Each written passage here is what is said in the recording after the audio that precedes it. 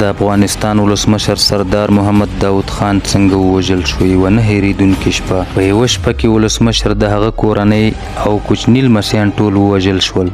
دا هغه شپه وه چې د افغانستان تاریخ بدل شو. په افغانستان کې ډېری حکام راغلي او تللي دي، خو د سردار محمد داود خان مرګ هغه پیښه وه چې نه یوازې نظام یې بدل کړ بلکې یوه کورنۍ یې له منځه یوړه. سردار محمد داود خان د افغانستان لومړی ولسمشر و.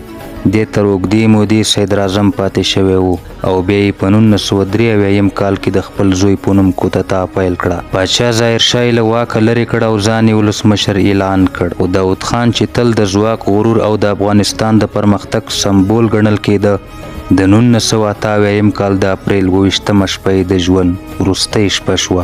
دا شپه د ثور انقلاب په نامه پیژندل کیږي. د افغانستان د دیموکراتیک خلق ګوند په دفاع غړو چې شوروي اتحاد یې ملاتړ کاوه، د سردار داود خان حکومت نسکور کړ. شپه ناوخته و. داود خان د خپلې کورنۍ سره په ارګ کې و. پوځ ته وفادارو ځینو قطعاتو د ارګ محاصره پیل کړه. توپونه وورېدل، ټانکونه د ښار کوڅو ته راووتل او جګړه د ولسمشرۍ ماڼۍ په دروازه کې پیل شوه. داود خان د مقاومت هڅه وکړه، حتی هغه ته مشوره ورکړل شوه چې ځان تسلیم کړي، خو هغه وویل زه یو افغان یم، زه نه تسلیمیږم.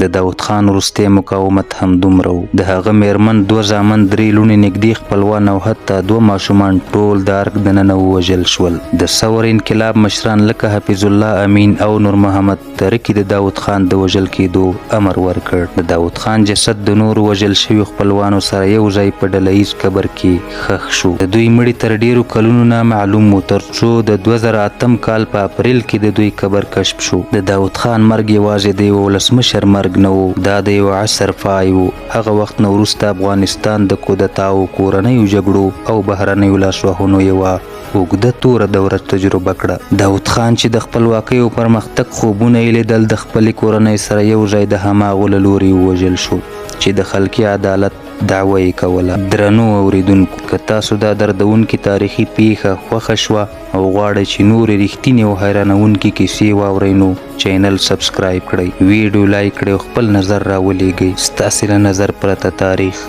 نیمګړی دی.